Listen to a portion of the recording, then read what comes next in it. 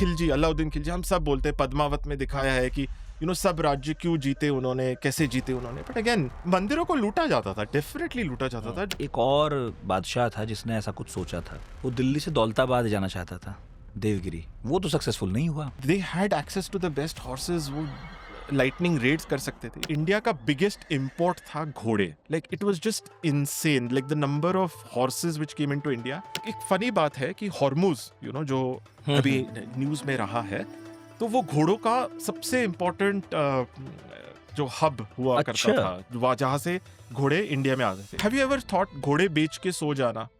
What does it mean? You make so much of वो profit. इतना stress है ना घोड़े लाने में कि फाइनली जब आपने बेचे तो सो गए उसके बाद।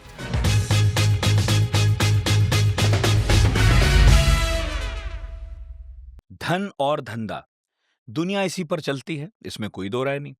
लेकिन जब भी हम हिस्ट्री की बात करते हैं तो हम इस बात को जैसे भूल जाते हैं।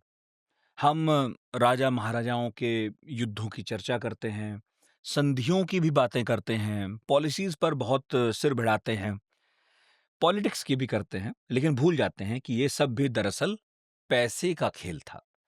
ये पर्सपेक्टिव मुझे मिला है इस किताब से। पिछले कुछ दिनों से मैं ये पढ़ रहा हूं, और अलग इसलिए है क्योंकि ये इतिहास के बारे में बता तो रही है, लेकिन एक नई अप्रोच के साथ बताती है। किताब के ऑथर का मानना है कि अगर हिस्ट्री को समझना है तो पैसे को ट्रेस करो। जहां जहां पैसा गया, इतिहास वहीं बना। इस किताब में पुणे, मुंबई, दिल्ली, तिरुपति, हैदराबाद, ऐसे कई शहरों के बसने की कहानी है कि कैसे पैसा यहाँ तक आया और ये सिटीज यहाँ ही क्यों बसी। ये किताब इन बातों का जवाब भी देती है कि एलोरा और अजंता की गुफाएं वहां ही क्यों बनी जहां हैं, खजुराहो आज वीरान क्यों है, स्ट्रेट ऑफ हॉर्मूज जो आज बहुत अहम है, ये हिस्ट्री में पहले भी बहुत अहम रहा है, क्यों रहा है। तो हमने आज इस किताब पर बात करने के लिए बुलाया है अक्षय चौहान को। सारे सवालों के जवाब उनसे ही लेंगे। ये रही वो किताब, बहुत मोटी है लेकिन हमने पढ़ लिख कर पूरी तैयारी की है। उनसे बात करते हैं। बहुत बहुत स्वागत है पढ़ाकू नितिन में आपका, अक्षय चौहान साहब। और नया नया स्टूडियो है हमारा, और ताजे ताजे पॉडकास्ट हो रहे हैं, और इस ताजी ताजी किताब ने मेरी कई रातें ली हैं। द वेल्थ नेटवर्क्स, इस किताब की बात कर रहे थे हम। और ये उन किताबों में से है जो एक्चुअल हिस्ट्री बताती हैं। मतलब जो आप पढ़ते हैं वो भी हिस्ट्री है, लेकिन वो मुख्य धारा की हिस्ट्री है। वो ऐसी हिस्ट्री है जो आपको पढ़ने को मिलती है, मगर उसके पीछे जो फैक्टर्स काम करते हैं, जिनके पीछे बहुत कम लोगों की नजर जाती है, ऐसी कहानियां, ऐसे किस्से, ऐसी समीकरण खोज निकाले हैं अक्षय ने। और आप बता रहे थे अभी पॉडकास्ट शुरू होने से पहले कि इस रथ में कुछ खास है। जी, बिल्कुल। So Nitin, it is such a pleasure to be here. और तो जो मैं आपको बता रहा था कि हम्म। मेरी जो किताब है द वेल्थ नेटवर्क्स, उसके कवर पे है बैलगाड़ी। हम्म। और बैलगाड़ी भारत में हम टेकन फॉर ग्रांटेड लेते हैं। और हम बोलते हैं कि बैलगाड़ी उसको एक बैकवर्ड चीज़ जैसे देखते हैं। बट द फैक्ट इज़ कि जो भारत की जो बिज़नेस हिस्ट्री और इकोनॉमिक हिस्ट्री है, वो बैलगाड़ी का इतिहास है। It is the bullock cart economy. Because modern age के पहले तक जो जितना भी ट्रांसपोर्टेशन होता था, जितना भी ट्रैवल होता था, वो सारा बैलगाड़ी से होता था। हम्म। Now one very important thing, जो बैलगाड़ी से इकोनॉमिक हिस्ट्री कैसे बनी, तो एक बहुत सिंपल चीज़ मैं आपको पूछना चाहूँगा कि एक बैलगाड़ी को ट्रैवल करने के लिए सबसे इम्पोर्टेंट क्या है?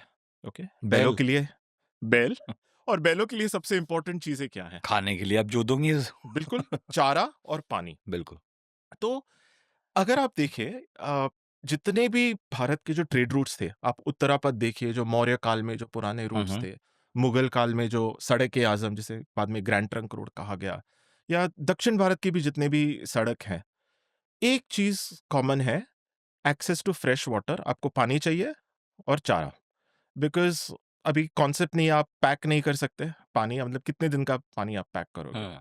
तो उसकी वजह से बहुत, अगर आप हम प्राचीन काल में जाएँ, तो जब ह्यूमन बीइंग्स पहले ट्रैवल करना उन्होंने शुरू किया जनपद के समय में, या बहुत पहले के समय में, तो वो लोग जंगल काटते-काटते चले गए।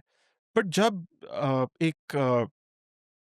जब ट्रेड के लिए, एक हम्म। सरप्लस सोसाइटी के लिए हम्म। लोग जब ट्रैवल करना उन्होंने शुरू किया, तो उनको ये रियलाइज़ हुआ कि हमें पानी चाहिए और हमें चारा चाहिए। और जहाँ-जहाँ पे यहाँ था, वहाँ पे सड़कें बनती गईं और वहाँ पे रास्ते बनते गए। और एक्चुअली अगर आप ट्रेस करें, मुगल रोड हुँ, या उससे पहले मौर्यन रोड, ब्रिटिश रोड और अभी अभी के एक्सप्रेस हाइवेज़ जो गडकरी जी बना रहे हैं, वो लगभग उन्हीं मतलब वो एक-दूसरे को ओवरले करते हैं, उन्हीं एरियाज़ से गुज़रते हैं।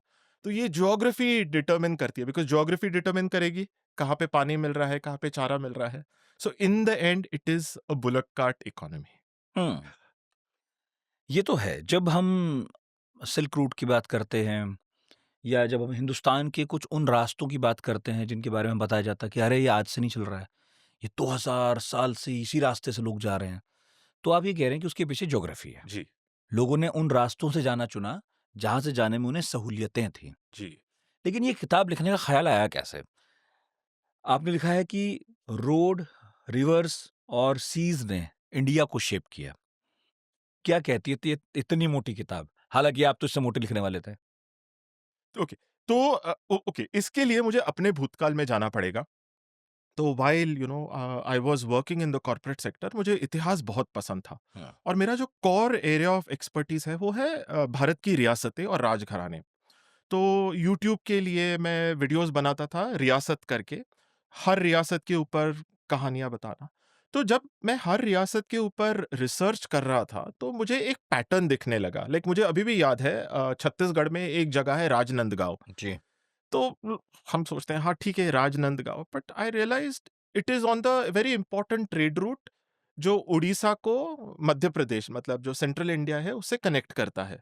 फिर अगर आप जयपुर देखो, हुँ, लाइक आई स्टिल रिमेम्बर, मैं हम जब अभी जयपुर देखते हैं, लाइक आमेर का किला देखते हैं, तो हम जयपुर सिटी से देखते हैं और वो आमेर का किला हमें पीछे दिखता है, तो हुँ, हमें उसे इतना महत्व नहीं रियलाइज होता है। बट आई स्टिल रिमेम्बर, मैं एक बार दौसा से जयपुर की तरफ आ रहा था एंड जैसी मेरी गाड़ी बढ़ रही है, I see a very narrow mountain pass. और वो नैरो माउंटेन पास के ऊपर आमेर का किला है और फिर नहरगढ़ है और जयगढ़ है। एंड सडनली जयपुर को देखने का नजरिया पूरी तरह से मेरा बदल गया। I said this make sense, ये यहाँ पे क्यों है।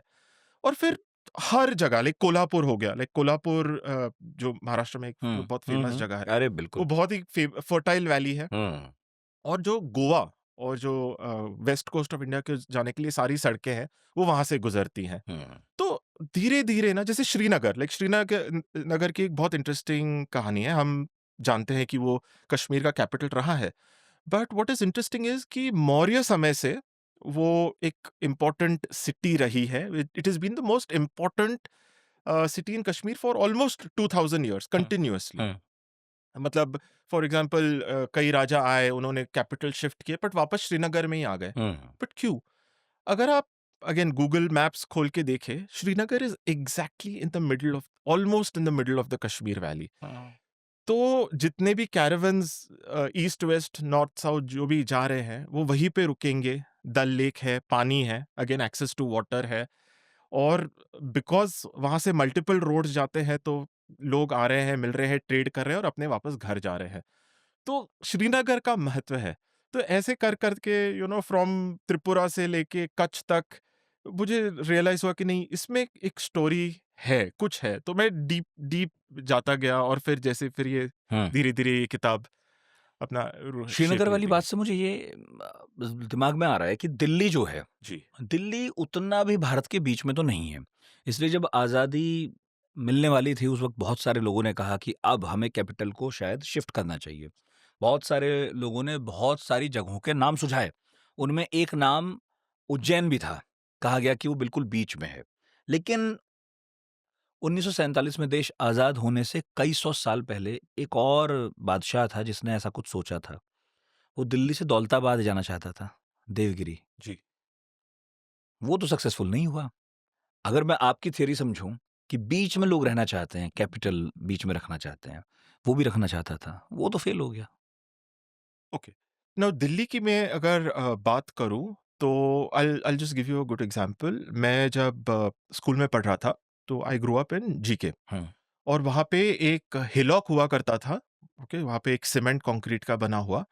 और आई स्टिल रिमेंबर हमारा बस स्टॉप नीचे हुआ करता था, और वहाँ पे जैसे वो शराबी का अड्डा, we were not allowed to go there. कई साल बाद मुझे पता चला कि that was the Ashokan edict. अभी तो बहुत अच्छा हो गया है, वो ईस्ट ऑफ कैलाश के पास में है। वो एडिक्ट, अशोकाज़ एडिक्ट वहाँ पे क्यों है? क्योंकि जो ओखला का जो रास्ता है, जो यहाँ पे नोएडा भी आता है, तो वो that was the main Mauryan trade route अच्छा। During those times.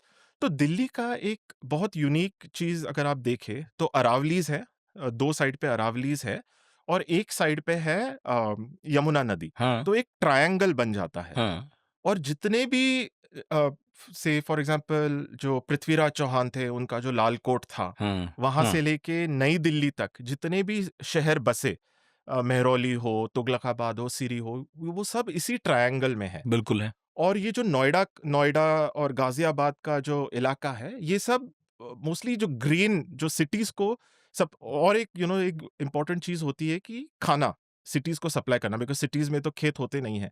तो ये जो नोएडा और गाज़ियाबाद का जो एरिया था, वो ट्रेडिशनली पटपड़गंज और शहादरा, ये इवन मुगल टाइम में एंड ऑल, वो ग्रेन मार्केट्स हुआ करते थे, जो दिल्ली को सप्लाई करते थे, ओके? अच्छा। अब फिर से आप दिल्ली को देखिए। ओहो हो! आप अभी मैं अटक गया पता है, कि ओखला वाला रास्ता था जो मौर्य साम्राज्य में लोग इस्तेमाल करते थे दिल्ली आने-जाने के लिए। और I hope you Okhla have की तरफ से। I hope you have heard of the battle of Patparganj, बिल्कुल। कि जहाँ पे वो मराठों और अंग्रेज़ों में हुँ, लड़ाई हुई हुँ, थी एंड ऑल, बिकॉज़ ये जो एरिया है, वो बिकॉज़ नोएडा आता है मेरी किताब में, हाँ, बिकॉज़ नोएडा का भी बहुत हुँ, महत्व है। हुँ, अभी काफ़ी लोग नहीं जानते, हाँ। लोगों को लगता है कि नोएडा बहुत नया शहर है, नहीं, नहीं बट आज अगेन, बता के जाइएगा आप। बट वेल्थ नेटवर्क्स का वही तो मज़ा है ना, हाँ, कि इट ओवरलेज़ ऑन द ओल्ड। आप अगर एक नया शहर है, फॉर एग्जांपल चंडीगढ़ एक नया शहर है, जो रेफ्यूजीज के लिए बनाया गया था, बट बिकॉज उसका वो वेल्थ नेटवर्क नहीं है, वो इकोनॉमिक बेस नहीं है, वो उस शहर की तरह नहीं बन पाया है। आप लुधियाना देखिए, आप अमृतसर देखिए, जो जलंधर देखिए, जलंधर तो आह! बहुत पुराना शहर है, 1000 साल पुराना शहर है। तो वो एक लॉजिक, इकोनॉमिक लॉजिक होता है, वेयर वेल्थ मूव्स। हाँ, तो दिल्ली की एक यूनिक चीज थी। आप उत्तर में जाइए तो कश्मीर है, पंजाब जाने का रास्ता है। अ, एक साइड में राजस्थान है, एक साइड में दक्षिण जाएँगे तो ग्वालियर है, फिर ईस्ट में जाएँगे तो उत्तर प्रदेश है, फिर हिमालय का भी रास्ता है। तो ये एक जगह है जहाँ से आप इतनी सारी इम्पोर्टेंट रीजन्स कंट्रोल कर सकते हैं। तो उसी वजह से Delhi was considered suitable to be the capital. अभी आप अंग्रेज़ों का भी देख लीजिए, तो पहले उन्होंने कलकत्ता को कैपिटल बनाया। हाँ, but they realise the importance of Delhi, because आप दिल्ली को कंट्रोल करते हैं, तो जो एरियाज जो मैटर करती हैं, जो पॉलिटिकली कंट्रोल करने के लिए, जैसे कि द गैंजेटिक प्लेन हो गया, ये उत्तर प्रदेश बिहार का इलाका हो गया, या पंजाब का हो गया, सेंट्रल इंडिया तो आसान है वहां से कंट्रोल करना, तो इसीलिए दिल्ली का महत्व रहा। और दौलताबाद में पानी नहीं है, यू नीड वाटर। तो और ये बात बेचारे मोहम्मद बिन तुगलक को नहीं पता थी। जी, जी, और इसीलिए फ़तेहपुर सीकरी भी वीरान रह गया। जी। और फ़तेहपुर सीकरी का भी अगेन द सेम, जैसे मैं चंडीगढ़ का भी हुँ, एग्ज़ाम्पल दे रहा हूँ ना, फ़तेहपुर सीकरी का वो उतना इकोनॉमिक लॉजिक नहीं था। तो हम देखते हैं ना कि ये नए शहर बसाए जाते हैं कि हुँ। अ, जो रास्ते खज से हट के आपने बसा तो दिया, क्योंकि आप एक फ़कीर के पास गए, उनके आशीर्वाद से बेटा हो गया, तो आपने कहा, "लो, यहीं एक शहर बसा देता हूँ।" लेकिन लोग स्वीकार नहीं कर पाते, क्योंकि ज्योग्राफिकली उस तरह का नहीं है वो, जिस तरह का कोई शहर होता है, जो रुपये-पैसे के हिसाब से थ्राइव करता है। जी, बिल्कुल। और वो अभी भी होता है ना, लाइक फॉर एग्ज़ाम्पल आप स्पेशल इकोनॉमिक ज़ोन्स बना दोगे, एक टाउनशिप बना दोगे, और आपको लगेगा कि इकोनॉमिकली बहुत अच्छा होगा। इंडिया में नहीं, दुनिया भर में। बट जब तक वो हुँ, इकोनॉमिक लॉजिक नहीं है, जो और लोगों को हुँ। वहाँ रहने की ज़रूरत नहीं है, तब तक वो शहर नहीं पनपेगा। If till it is not on the wealth network, that city will not survive and thrive. वो रहेगा, ठीक है, आप उसको पॉलिटिकल कैपिटल बना दोगे, बट वो ज़्यादा टिकेगा नहीं, फिर वो डिक्लाइन हो जाएगा तो ये तो रही दिल्ली की बात। अभी फॉर एग्ज़ाम्पल गाज़ियाबाद ले लीजिए। अभी जो गाज़ियाबाद है, तो जो गाज़ी है, वो एक वॉरियर के नाम पे हाँ, बसाया गया हाँ। है, who is related to the Nizam of Hyderabad's family. तो वो जो पहले निज़ाम थे, उनके एक रिश्तेदार थे, उन्होंने बसाया था गाज़ियाबाद। और again grain trading town town hmm, north of Delhi जो कैपिटल के साथ ट्रेड कर सके।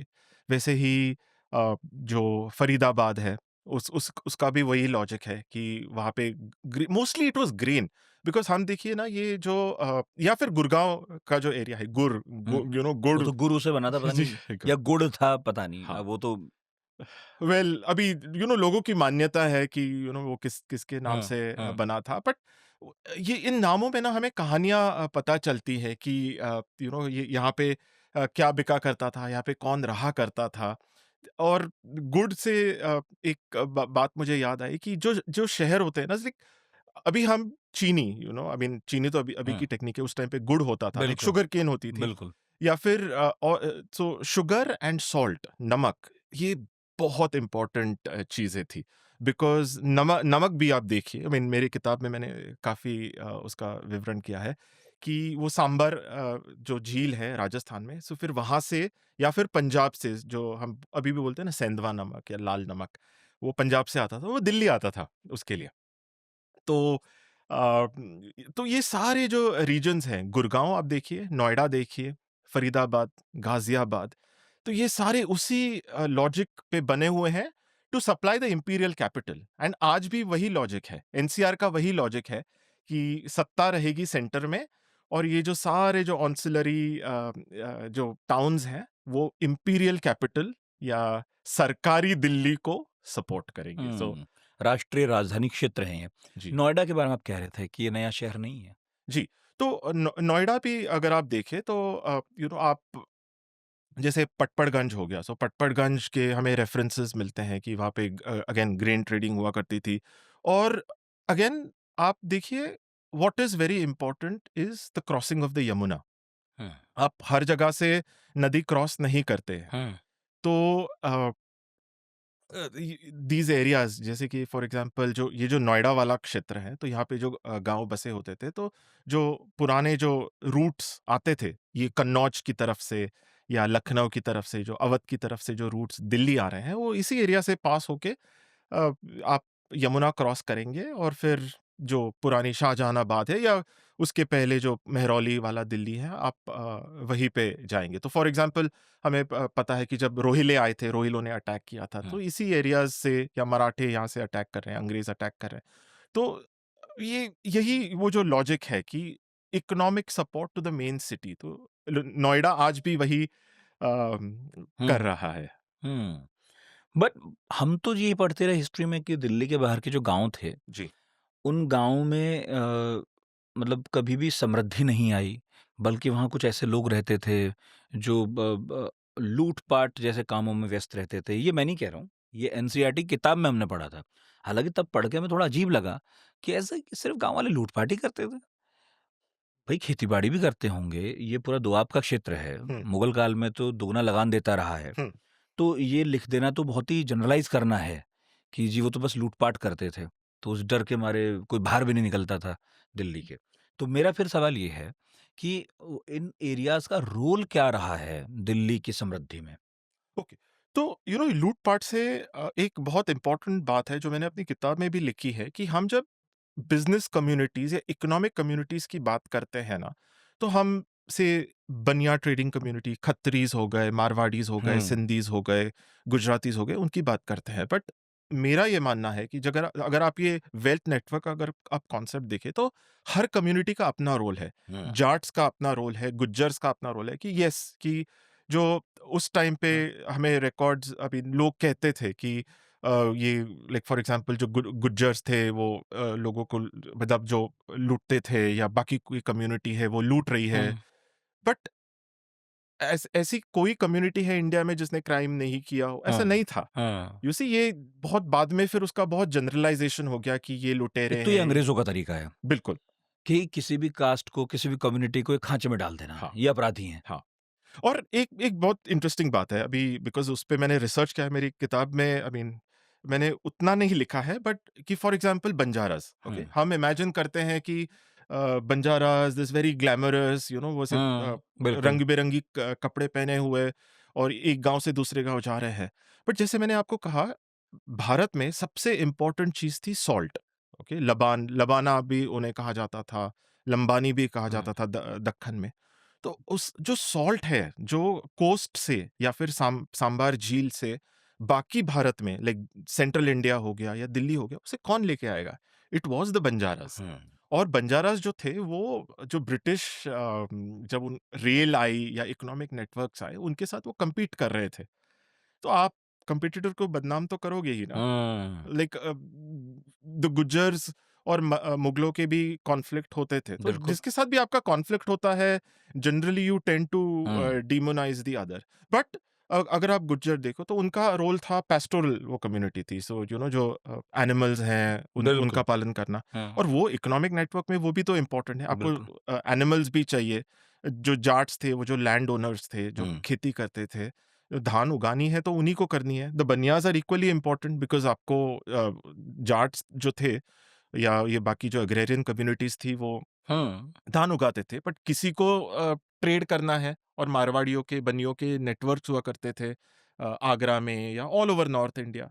तो हर कम्युनिटी, ब्राह्मण से लेके गुज्जर हो गया, या even all the Muslim trading communities हो गए या सिख्स हो गए, तो सबका अपना एक रोल था। लेकिन ये जो आपने भी बात की, बनियों की बात की, सिंधियों की बात की, मारवाड़ियों की बात की, गुजराती, इन्हीं कुछ जातियों को इस तरह से इन्हीं कम्युनिटीज़ को इस तरह से क्यों देखा जाता है कि इनके तो खून में व्यापार है, ये लोग तो व्यापार ही करेंगे या ये लोग जिस व्यापार में हाथ डालते हैं, कामयाब होते हैं। इनके साथ ये क्यों ज़्यादा जुड़ा? व्यापार तो सब करते हैं।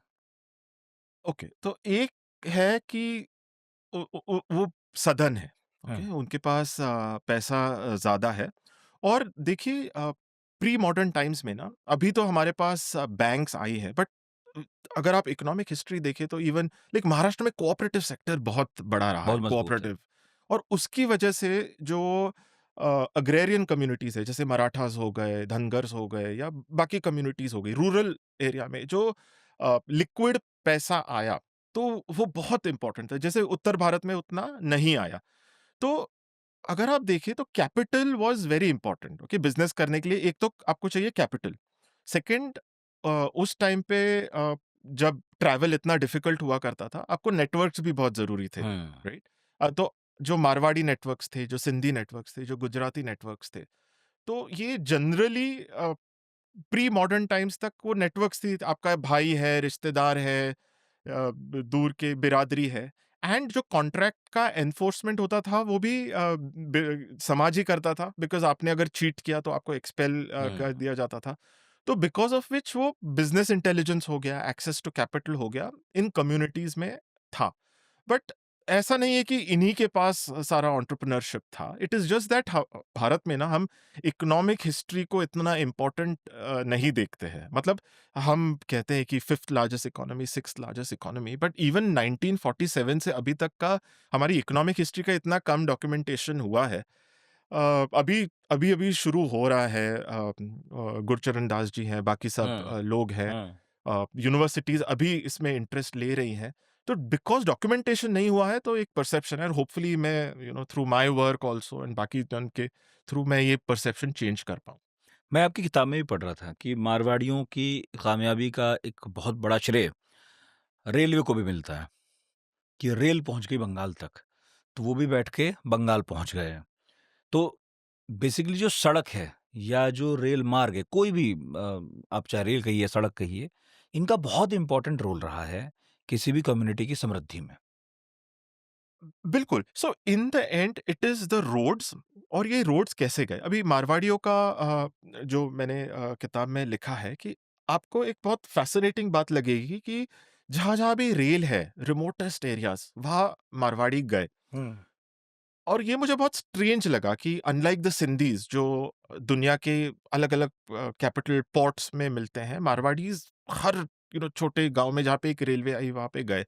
तो ये एक बहुत इंटरेस्टिंग फिनोमेनन था जो मैंने डिटेल किया है कि कैसे जो 20th सेंचुरी की शुरुआत में जब एग्रीकल्चर बढ़ा, तो जंगल काटे गए। वहाँ पे पहली बार इतना ग्रेन उत्पादन हो रहा है। हुँ, इंटीग्रेटेड भारत एक इंटीग्रेटेड इकोनॉमी बन रहा है। बट जो मार्केट का जो है, कमोडिटीज ट्रेडिंग का हुँ, एक्सपीरियंस किसके पास है? इन इन लोगों के पास है, राइट? और प्लस ये ऑल्सो वो ज़माना है जब जो कैरावान्स थे, जो सेंट्रल एशिया के राजस्थान से जो अफ़गानिस्तान और रशिया तक इनफैक्ट जो हुँ, कैरावान्स हुँ। ईरान, रशिया तक कैरावान जाते थे, वो सब खत्म हो चुका था। अभी तो द एज ऑफ शिप्स और कॉलोनियल एज था। तो अ, उस टाइम पे वेव्स एंड वेव्स ऑफ जो मारवाड़ी है और कुछ जो फॉर एग्जांपल जूट और टी में थे वो बंगाल असम चले गए, जो कॉटन में थे वो बॉम्बे आ गए, जो मेटल में थे वो मद्रास चले गए, ग्रेन वाले थे वो सेंट्रल इंडिया में चले गए, राइस वाले थे वो उड़ीसा चले गए। तो वो भी इवन मारवाड़ियों की ना इतनी किताबें लिखी हैं, फाइनली इतनी किताबें लिखी है, but it is all so much focused on the few business houses of Calcutta. तो इसमें इतने लेयर्स एंड लेयर्स हैं। मेरी किताब में तो सिर्फ मैंने मतलब भारत की इकोनॉमिक हिस्ट्री में इतनी सारी कहानियां हैं, एक के नीचे एक। But how is like for example I mean मारवाड़ियों का एक बात आई जो मैंने अपनी किताब में लिखी नहीं है, बट मारवाड़ियों को मारवाड़ी क्यों कहते हैं? अ, उस पे बहुत डिबेट है। लाइक कुछ लोग कहते हैं कि मारवाड़ जंक्शन, कुछ लोग कहते हैं कि ये जो मारवाड़ से आए, but it is not. Shekhawati is not Marwar, it is technically it was part of the princely states of Jaipur and Bikaner, जो मारवाड़ नहीं है। तो एक अंग्रेज एंथ्रोपोलॉजिस्ट है, उन्होंने मारवाड़, मुझे नाम नहीं याद आ रहा अभी, तो उन्होंने एक बहुत सिंपल बात लिखी, because they spoke Marwari, they all spoke dialects of Marwari से। मारवाड़ी की भी अलग अलग डायलेक्ट्स थी, विच वेरी अनफॉर्चुनेटली अभी हिंदी की वजह से हुँ, बहुत राजस्थान में बहुत ऑलमोस्ट बिल्कुल, खत्म हो चुकी है। Like lot of these old Marwari families जो सीनियर्स हैं वो बोलते हैं कि हमारे ग्रैंड चिल्ड्रन नहीं बोलते। नहीं बोल पाते हैं। But that is one of the theories, but मुझे वो लगता है कि they just spoke Marwari, and anybody who speaks Marwadi, like a trader कि who जो speaks मारवाड़ी हैं। Marwadi is a Marwadi. Ji, because if you see a lot of these are Agarwals, hmm, Goyals and उसी वो communities के हैं। लेकिन कहलाए जा रहे हैं सब मारवाड़ी। जी, मारवाड़ी बोलते हैं। एंड ये भी है, अगर आप मारवाड़ियों का इतिहास हुँ, देखो उससे थोड़ा सा पहले, a lot of these came from Haryana, and वो हरियाणा से वो राजस्थान गए थे जब वहां पे अकाल आया था हुँ। मिडीवल पीरियड में। तो ये अंदर अंदर अंदर अंदर बहुत सारी ऐसी कहानियां हैं। जब हिस्ट्री पढ़ते हैं ना, तो अक्सर हड़प्पा, सिंधु घाटी सभ्यता यहाँ से शुरुआत होती है। लेकिन आपने ऐसा नहीं किया है। आपने सोपारा 600 बीसी से शुरुआत की है। ये क्यों? ओके।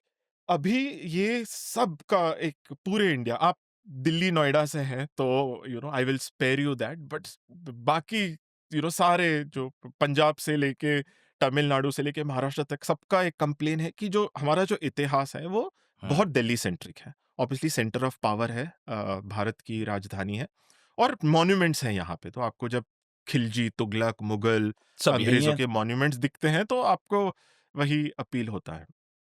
तो इनिशियली ना मैंने जब ये किताब लिखना शुरू किया, एक बहुत इंटरेस्टिंग बात है, मैंने वैसे ही शुरू किया कि जैसे ट्रेडिशनल कन्वेंशन हिस्ट्री है कि जैसे खैबर पास से, मैंने सोचा कि अगर मैं एक व्यापारी हूँ और खैबर पास से मैं आ रहा हूँ, फिर पेशावर से पंजाब, पंजाब से दिल्ली, और फिर वो सब करके मैं दक्षिण में जाऊंगा।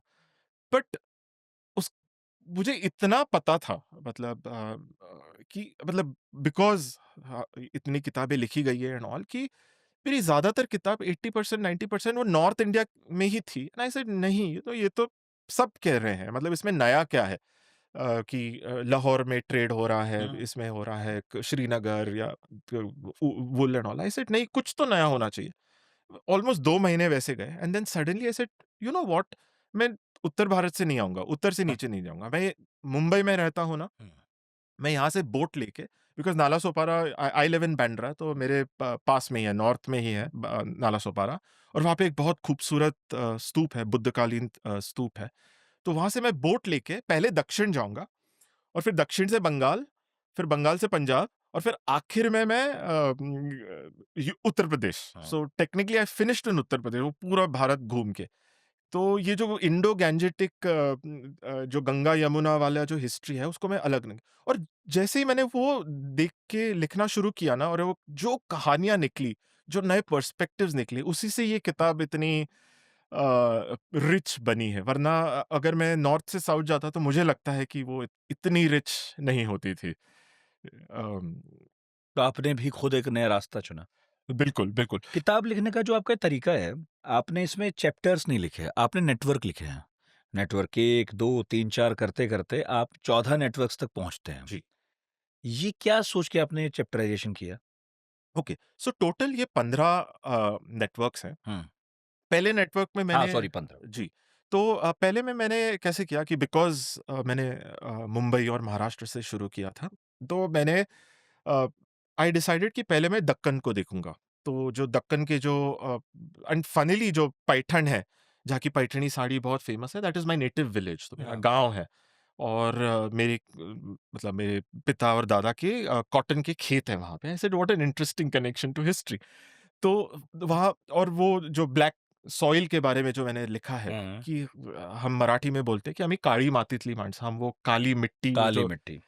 बहुत ही अच्छी काली मिट्टी। तो जब मैं राजस्थान जाता हूँ या फिर मैं वो साउथ में जाता हूँ, वो लाल मिट्टी होती है, it is not the same. हाँ। तो आई said what an interesting story कि हम लोग लाइक हमारी फैमिली या जो हमारे कम्युनिटी है, तो वो कैसे आए and how close we are to this, ये मिट्टी। तो हम बोलते हैं ना मिट्टी के आदमी, like but in the and हम लोग मिट्टी के आदमी या वो माटी से निकले हुए आदमी बोलते हैं, बिकॉज हमारी जो होल लाइफ है वो उससे जुड़ी हुई है। हमारा खाना, राइट, बिकॉज आप राजस्थान में हो तो वहां पे जो मिलता था वो खाते थे। आप हिमालय में हो तो कुछ और खाओगे? जी बिल्कुल बिल्कुल, तो वो मिट्टी में जो उगता है जनरली वो वही आप खाओगे। देयर बिल्कुल। Was no concept of. Geography तय करती है बिल्कुल। कि आप क्या खाओगे, क्या पहनोगे और आपकी संस्कृति भी वहीं से निकलती है। जी, जी, जी, जी। एंड इनफैक्ट एक एक बहुत इंटरेस्टिंग बात ये है कि टिल इनफैक्ट 1940s तक इवन तेल भी जो था वो आप आपके खेत में जो अ, तिल है या जो भी हो है, कोकोनट में है तो कोकोनट है, आप जाओगे तेली के पास, वो हुँ। तेल बनाओगे, उतना ही वो जो क्वांटिटी है वो आप घर में रखोगे और साल भर आप उसको यूज़ करोगे। बिकॉज़ एंड इसीलिए जो फ्राइड प्रोडक्ट्स हैं वो इतने इम्पोर्टेंट हैं। आप प्रेम मुंशी प्रेमचंद की कहानियाँ पढ़ोगे ना, पूरियों की लाइक जो डिस्क्रिप्शंस है ना, I was like wow! Because मैं फूड हिस्ट्री भी देखता हूँ। हाँ, हाँ। एंड समोसे एंड कचौड़ियाँ एंड आई वाज़ लाइक ये सो अनहेल्दी। लाइक महाराष्ट्र में आपने देखा होगा चिवड़ा, शेव, लाइक जी, फरसान है। जी, जी। बट हम ये नहीं रियलाइज़ करते हैं कि that was the most exquisite exclusive, yes. अभी जो माचा टी है वो एवोकाडो ऑन हाँ, टोस्ट है, वो बेसिकली उस तेल इतना कम मिल रहा है और इतना कीमती है कि उसमें बनी हुई हर चीज़ उस वक़्त आपको लज़ीज़ लग रही है कि आहा! ये मिल गया, कभी नहीं मिलता। जी। बट आज जब बहुतायत में हो गया तो आदमी को लगा तेल नहीं खाऊँगा मैं। मैं और एक बात बता रहा हूँ कि मेरी एक फ्रेंड है, उनके पिताजी से मैं पिछले महीने ही बात कर रहा था और वो पंजाब से आते हैं। एंड वो मुझे बता रहे थे कि उनके बचपन में उन्होंने एक एक बात मुझे कही कि हमारे घर, किसी के घर में जब दाल के ऊपर तड़का पड़ता था तो पूरे गांव को पता चल जाता था। So we take dal tadka for granted, but it was really exclusive, it was like dal makhani और समथिंग लाइक दैट। तो हम तो अगेन तो coming back to where I started, तो हम जमीन से जुड़े हुए हैं। तो हमारा जो इतिहास है और पहना, everything is dependent on the मिट्टी। आपकी किताब से हट के एक बात पूछ रहा हूँ जो मेरे जी, मन में आई। जब मैं साउथ घूमने गया और जितना नीचे उतरता रहा, मैंने वहाँ इतनी तरह के मसाले देखे जैसे कभी नॉर्थ में नहीं देखे थे। और वहाँ छोटी-मोटी मसाले की दुकान में भी वो सड़क तक मसाले रखते हैं और खुशबू उठती रहती है। इतना व्यापार फला-फूला हिंदुस्तान में, दुनिया में और मसालों के चक्कर में तो कौन-कौन हिंदुस्तान तक चला आया। ये मसाले शेष भारत में क्यों नहीं फैले? मुझे ये मसाले जो साउथ में मिलते हैं, ये नॉर्थ ईस्ट में या कश्मीर में या उत्तर भारत के किसी गाँव तक क्यों नहीं मिलते? कोका कोला मिल जाती है हर जगह। ओके, नाउ बहुत इंपॉर्टेंट पॉइंट आपने निकाला, मसाले। ओके, तो आपको हर इतिहास के किताब में मिलेगा कि जो अंग्रेज थे या पोर्चुगीज और बाकी यूरोपियंस या कोई भी हो, पूरी दुनिया भारत में मसालों के लिए आती थी। या आपके वो कहते हैं पेपर। हाँ, ओके, मैं काली पेपर मिर्च। पेपर का, हाँ, काली मिर्च। तो काली मिर्च का मैं एक उदाहरण देता हूँ। Paper was mostly found on the western Ghats, हाँ, जो तिरुवनंतपुरम है वहां से लेके मैंगलोर तक। उसके ऊपर बहुत पेपर कम पाया जाता था। मतलब जो काली मिर्च जो बंगाल में आती थी या पंजाब में आती थी, लाइक मुगल कालीन हमें रिकॉर्ड्स मिलते हैं, वो वहां से जहाज में भर भर के वो पहले बंगाल आती थी और फिर दिल्ली आती थी। तो पूरे भारत में मसाले तो थे ही नहीं, पहले से ही नहीं थे। Because again it is geography hmm, and the land, हुँ, कि क्या वो वहाँ पे उग सकता है। अभी अभी तो टेक्नोलॉजी इतनी है। फॉर एग्ज़ाम्पल लाल मिर्च आप ले लीजिए। लाल मिर्च जो जब साउथ अमेरिका से आई, हुँ, अभी हम इमेजिन भी नहीं कर सकते कि लाल मिर्च एक समय था जब थी नहीं। पहले वो फिर आंध्रा आंध्रा जो कोस्ट था वहाँ पे आई। फिर धीरे-धीरे जहाँ पे वो सूटेबल हुई, उसमें ग्राफ्टिंग हुई, चेंजेस हुए। फिर वैसे वो पूरे भारत भर में फैली। तो वो जो मसाले थे वो लिमिटेड जहाँ पे वो जो ग्रो होता था, सैफरन जो है हुँ। वो कश्मीर में ग्रो होता था। तो वहाँ पे वो मसाले होते थे। एंड अगेन हम जब भारतीय खाना इमेजिन करते हैं, मसाले इमेजिन करते हैं, we look at it from a very elite perspective. You see, till like the industrial age एक आम आदमी मसाले नहीं अफोर्ड कर सकता था। वो दाल विदाउट मसाला, चावल, वो थोड़ा सा वो जो उबली हुई सब्जी रोटी के साथ, तो वही जनरली वही था। लाइक शादी है या त्योहार है, लाइक जब मैं सुनता हूँ मराठी, लाइक एक सबसे बेस्ट एग्जांपल इज चीनी, लाइक शुगर केन। जो शुगर केन है वो फॉर एग्जांपल बंगाल में हमें पाई जाती है बहुत पहले से। बट जो शुगर केन है वो लिमिटेड एरियाज में ग्रो होती थी। महाराष्ट्र, यूपी में ज़्यादा होती है। महाराष्ट्र, और बाय द वे पश्चिम महाराष्ट्र जो शुगर बेल्ट है हमारा, वो मॉरिशन शुगर केन है। वो मॉरिशस से जो हाँ, कॉलोनियल टाइम में जी। आई है, और जो फली फूली है। तो वो जो शुगर केन की वैरायटीज अलग थी, जो चावल की वैरायटीज, वो अभी वो कॉलोनियल पीरियड के साथ बहुत वो बदला है। बट हुँ, जो अ, अभी हम दिखते हैं कि हम मंदिर जाते हैं, राइट? तो हमें उसमें जो छोटे छोटे खड़ी साकर बोलते हैं हम मराठी में उसको, जो शक्कर होती है ना, वो हुँ, हुँ। अ गोल गोल वाली। हिंदी में आई एम नॉट श्योर उसको क्या बोलते हैं, बट मंदिर में जो मिलता है, हाँ, बताशे कह रहे हैं आप? हाँ, बताशे काइंड ऑफ हुँ, थिंग। तो वो बहुत ही एक्सपेंसिव होता था। लाइक जो हम लोकगीत महाराष्ट्र में जो लोकगीत कहते हैं ना, कि सणासुदीचं गोडधोड, की सिर्फ जब त्योहार है तब मुँह में मीठा कुछ खाने को मिलता है। हाँ। And the sugar trade and ये इकोनॉमिकली, ये जो उस टाइम का एआई था, उस हुँ। टाइम के सेमीकंडक्टर्स थे, ये सारी चीजें जो हम आज ग्रांटेड हाँ, लेते तो हैं। आप ये कह रहे हैं कि भाई मसाले पूरे हिंदुस्तान में उगते नहीं थे। नहीं। जहाँ उगते थे, वहाँ यूज़ हो रहे थे।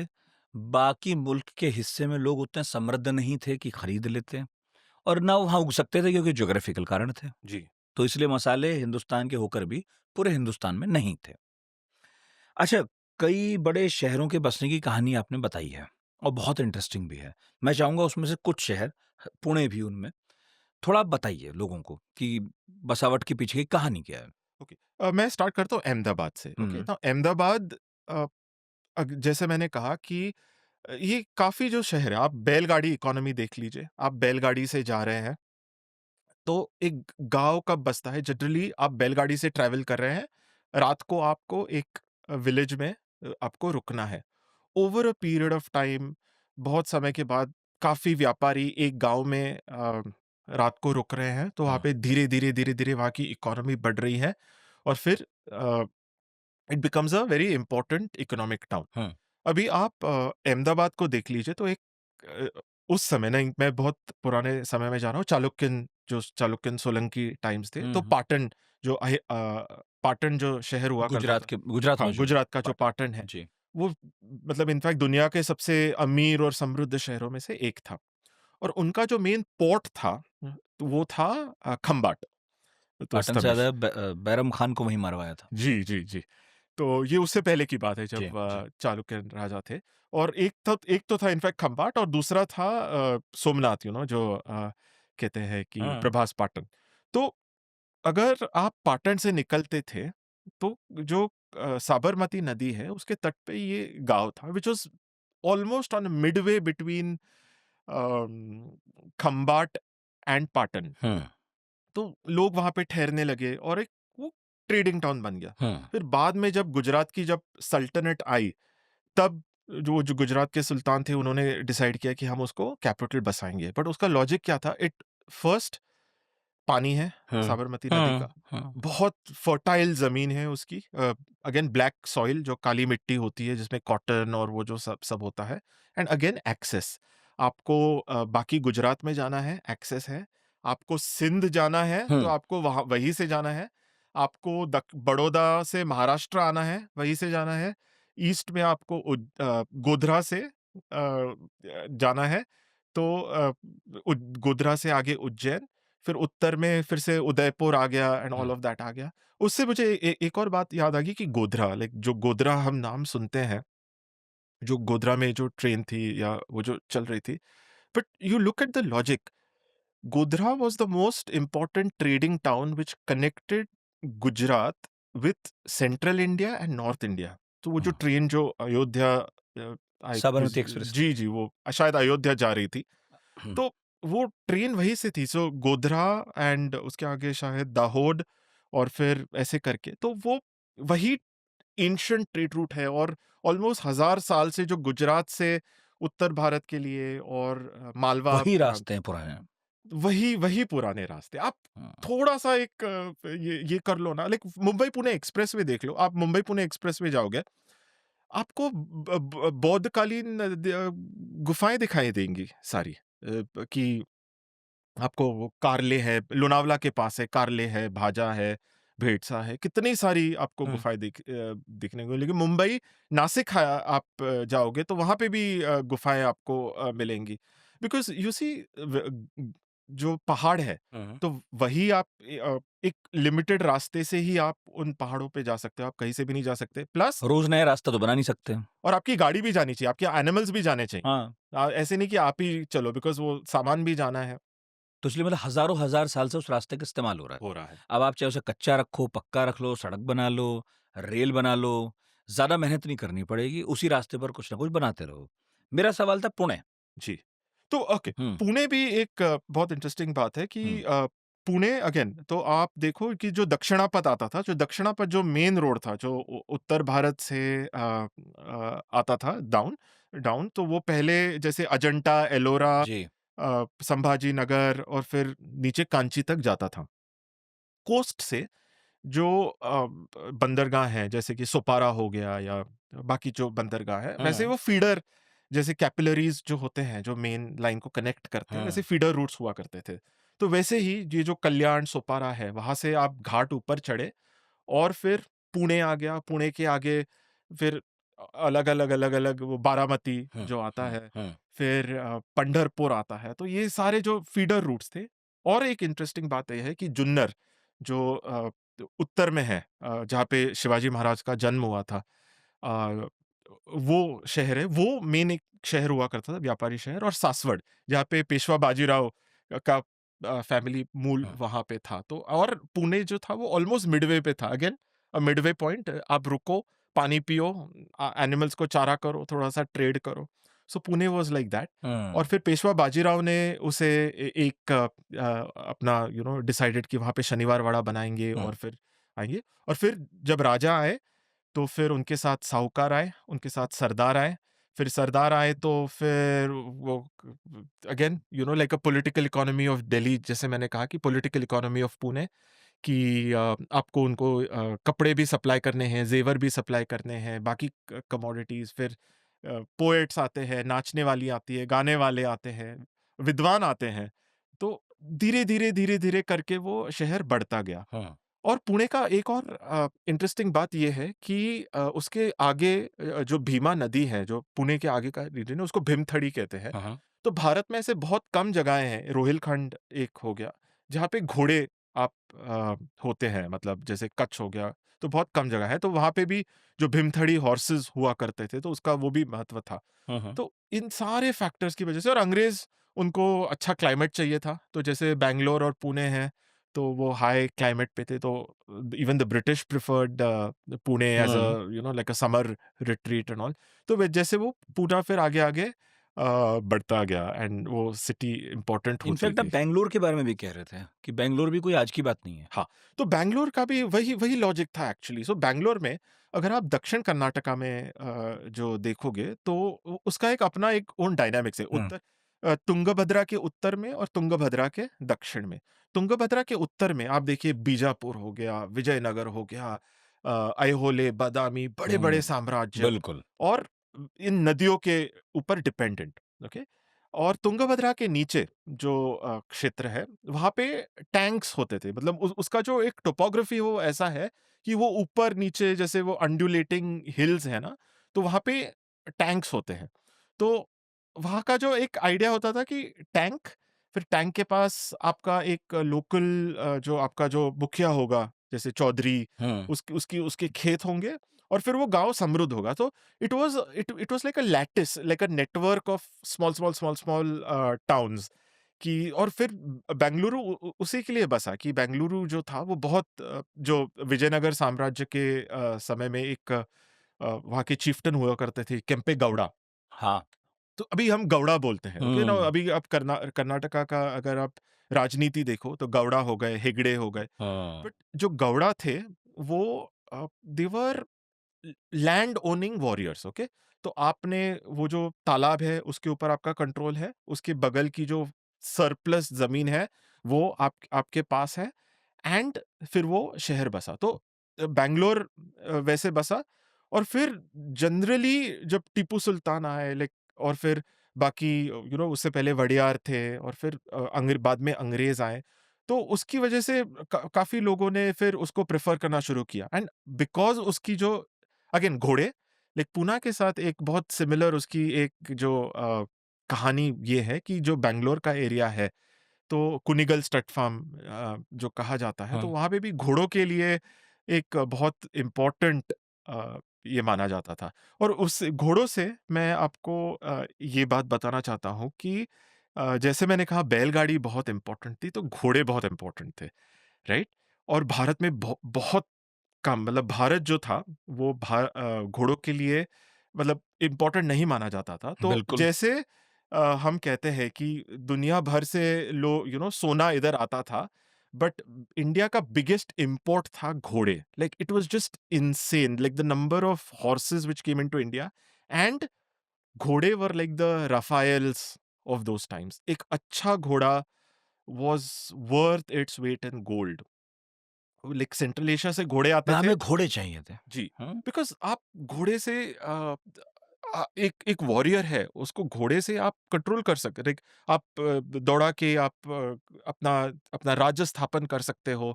और एक एक फ़नी बात है कि हॉर्मुज़ जो हुँ, अभी हुँ। न्यूज़ में रहा है, तो वो घोड़ों का सबसे इम्पोर्टेंट जो हब हुआ करता अच्छा। था, वहाँ जहाँ से घोड़े इंडिया में आते अब थे, वो मतलब अभी तो तेल और एलएनजी आ रहा है। कभी वहाँ जहाज़ों में घोड़े आते घोड़े थे आते इस थे। तरफ। जी, अ, और देखिए मतलब उस अगर ये तब भी बंद हो जाता तो भी हमारे लिए मुसीबत ही थी। और no, that was the logic. The मज़ेदार बात तो वही है। देखिए, घोड़े कहाँ से आते थे? सेंट्रल एशिया से, हुँ। राइट? तो खैबर पास से घोड़े आते थे उत्तर भारत में, राइट? अभी जैसे जो कंट्रीज़ हैं, वो आर्म्स मैन्युफैक्चरर से जब वो खरीदते हैं, तो वो नॉन कम्पीट क्लॉज़ होता है कि इंडिया अगर ले रहा है, तो वो बोलेगा कि आप पाकिस्तान को या चीन को नहीं बेच नहीं सकते। देंगे। वैसे ही मुगल एम्पायर या उससे पहले जो उत्तर भारत के जो राजाज़ थे, उनका नॉन कम्पीट होता था कि इनफैक्ट ऑन डेथ पेनल्टी, कि अगर आपने दक्षिण भारत के राज्यों को घोड़े बेचे, तो आपको गला मतलब उड़ा देंगे, मतलब it was a death penalty. तो आप the horses were not allowed to be transported from north India to south. तो ये जो दक्कन के जो राजाज़ थे और साउथ के जो राजाज़ थे, उन्होंने बहुत सिंपल कहा कि हम बोट से लाएँगे हाँ, घोड़े। तो फिर वो तुम हमें उधर से नहीं दोगे लैंड वाले रूट से, तो हम यहाँ से अपने पोर्ट से ले आएँगे। जी। एंड ये इतने वैल्यूएबल हुआ करते थे कि ये the rulers were so desperate for horses कि वो बोलते थे कि आप लेके आओ, जो मर जाएँगे ना, लाइक उसका भी हम पैसा आपको दे देंगे। So it was such a profitable business.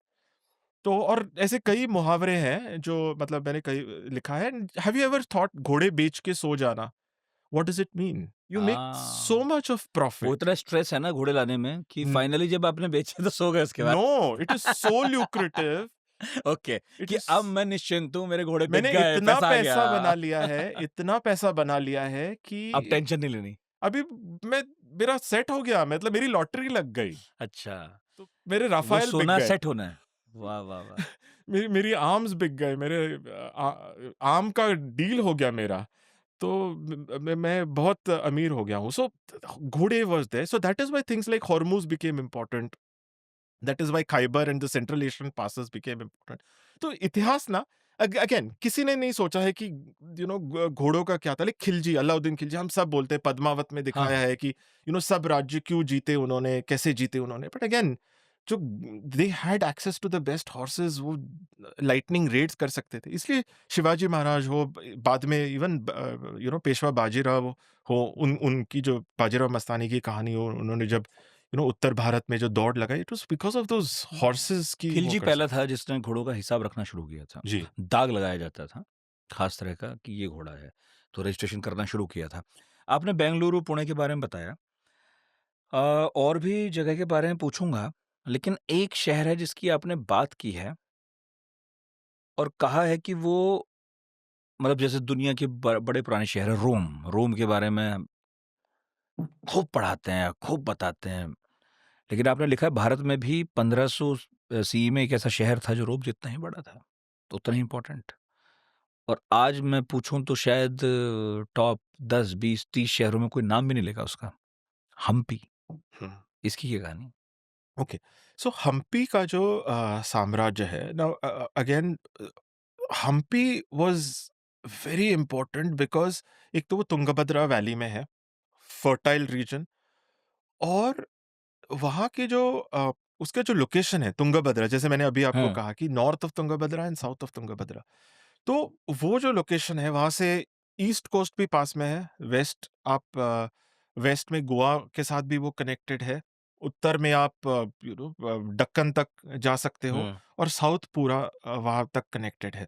हाँ, तो ये जो विजयनगर का जो साम्राज्य है, वो वहाँ के जो डिनेस्टीज़ थी, पहले हरिहर बुक्का और फिर बाकी लोग, वो एक्सपैंड करते चले गए, और उनका एक इंटरेस्टिंग कॉन्सेप्ट ये हुआ करता था कि it was a 3 tier empire. पहले जो सम्राट थे, वो विजयनगर में थे, फिर नायक कहते थे, जैसे मदुराई हो गया, और बाकी जगह के जिंजी के नायक थे या तंजौर के नायक थे, और फिर नीचे पालेगर, पालेगर वुड बी लाइक अ ज़मींदार, लोकल ज़मींदार, chieftain kind of a thing. और उस समय भारत का व्यापार जो कॉटन है, बाकी चीज़ें हैं, वहाँ पे बहुत बढ़ गया था। ये अरेबिया के साथ, वहाँ पे अरेबिया में चावल जा रहा था, साउथ ईस्ट एशिया में हमारा कपड़ा जा रहा था, सुमात्रा से सोना आ रहा था, जो अरेबियन वर्ल्ड है, वहाँ से चांदी आ रहा था, सो इतनी समृद्धि सब जगह से आ रही थी। तो उसकी वजह से धीरे-धीरे because it was such a strong military centralised empire, तो विजयनगर शहर बहुत बड़ा, बहुत समृद्ध और बहुत अमीर बना। बट बिकॉज़ वो इतना सेंट्रलाइज़्ड था कि जब वो विजयनगर साम्राज्य टूट गया, लाइक अनफॉर्च्यूनेटली तालिकोटा की लड़ाई के बाद, तो वो शहर भी मतलब वो डिक्लाइन में चला गया। हुँ, बट आज भी अगर आप उसके अवशेष देखो कि वो इतनी जो बाजार है, या जो उसके जो मार्केट्स हैं, या महल है, बैरक्स है, it is beyond belief, like वो अलग लेवल पे है। बट अगेन वो जो डायनामिक्स जो होते हैं, जो वेल्थ नेटवर्क्स के जो डायनामिक्स, जो पॉलिटिकल पावर और जो कंट्रोल होता है, वो उसे रखना हुँ, बहुत जरूरी होता है। हुँ। मतलब किसी शासक के चाहने भर से, ज़िद करने भर से कोई शहर नहीं नहीं बनता। बनता है जी। हाँ, ये तो हम्पी की बात हुई, लेकिन अभी आपने कुछ बातें की और पॉडकास्ट से पहले भी आप बता रहे थे, जैसे हमारे पास बेचने को बहुत कुछ है। अब हम बेच रहे हैं, सामने वाला भी कुछ देगा। सोना या चाँदी, हिंदुस्तान में तो इतना नहीं है सोना। यहाँ कैसे आया? क्या हम सोना लेते थे लोगों से?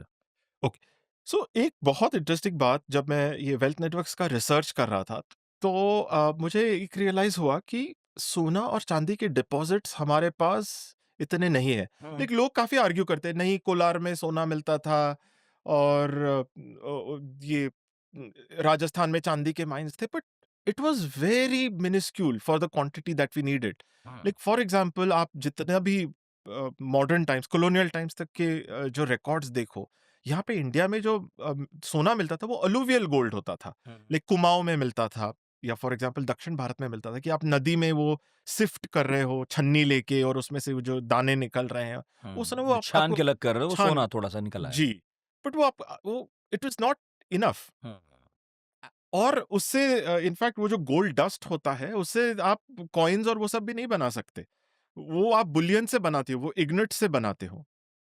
तो जितना भी सोना था हमारे पास, वो व्यापार से आता था। जो फॉर एग्ज़ाम्पल जो सुमात्रा में सुवर्ण भूमि, हाँ, हम जाते हैं हाँ, साउथ ईस्ट एशिया तो उसको सुवर्ण भूमि बोलते हैं। क्यों? बिकॉज़ वहाँ पे जो माइन्स हुआ करती थी जो सुमात्रा की, तो वो वहाँ से सोना आता था। या फिर जो चांदी अरेबिया से आता था, लाइक जो सेंट्रल एशिया के माइंस हैं, वहाँ से पहले अरेबिया आता था, फिर अरेबिया से इंडिया आता था। और इसलिए एक आप एक अजीब डायनामिक देखोगे भारत के इतिहास में, जिसे मैं like the gold and the silver line कहता हूँ, जो नर्मदा है। Technically it's north India and south India.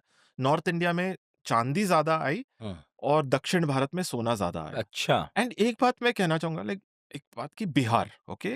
मुझे सबसे एक इंटरेस्टिंग बात अ, इस किताब की रिसर्च में बिहार की लगी, बिकॉज़ जो एक समय था कि बिहार में इतना पैसा आ रहा है, इतना चांदी आ रहा है। There are descriptions of barges जो गंगा के ऊपर आके मुंगेर और पटना जो मेन हाँ, पोर्ट्स हुआ करते थे, बिकॉज़ उस टाइम वो बार्जेस में आते।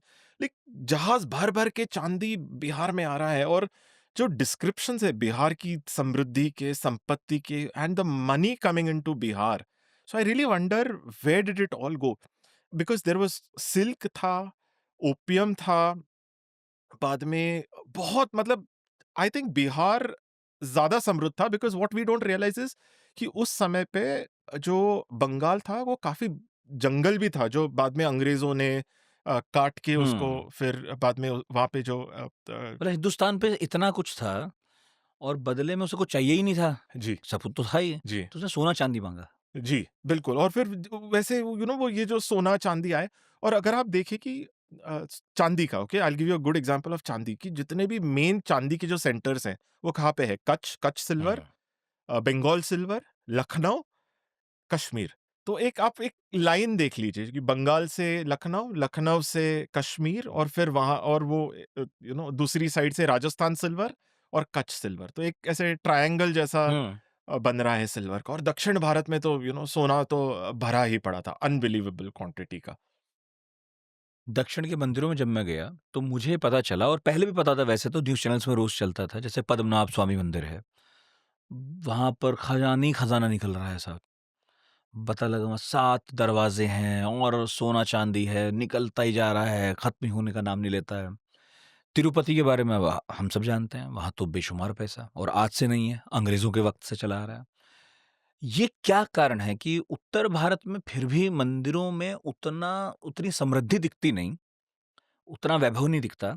दक्षिण के मंदिरों में ये समृद्धि तब भी थी और आज भी दिख रही है कि मंदिर भी बड़ा है और पैसा भी बेशुमार है वहाँ।